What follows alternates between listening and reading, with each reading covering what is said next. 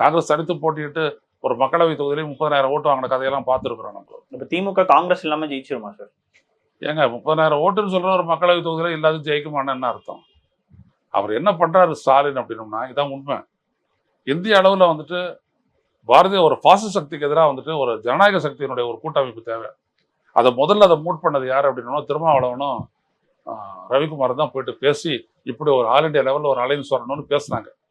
அது ஸ்டாலின் ரொம்ப வலிமையாக முன்னெடுத்தார். அப்படி ஒன்று வேணும் அப்படின்ட்டு அதுக்காக அவங்களுக்கு கொடுக்குறாரு. இல்லாட்டி தமிழ்நாட்டை பொறுத்த வரைக்கும் 3வது பெரிய கட்சி விடுதலை சிறுத்தைகள் தான். அதுக்கப்புறம் பாட்டாளி மக்கள் கட்சி. விடுதலை சிறுத்தைகள் கூட்டணியில் இருக்கு. அதுக்கு 6 தொகுதி. இவங்களுக்கு எவ்வளோ தொகுதி கொடுக்குறாங்க? 25 தொகுதி கொடுக்குறாங்க. எது கொடுக்குறாங்க? அந்த உரசல் வந்துட்டு கூட்டணிக்குள்ள இருக்குது. இவங்களுக்கு எது 25, இவங்களுக்கு எது 25 அவங்க எல்லாருமே தான் கேட்கறாங்க.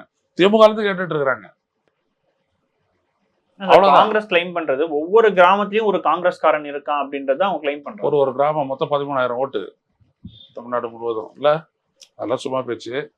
காங்கிரஸ்காரன் அப்படின்றவங்க எல்லாம் சீமானுடைய வார்த்தைகளை சொல்லணும் அப்படின்னா செத்து போயிட்டாங்க. புதுசா யாரும் இல்லை. அவ்வளவுதான்.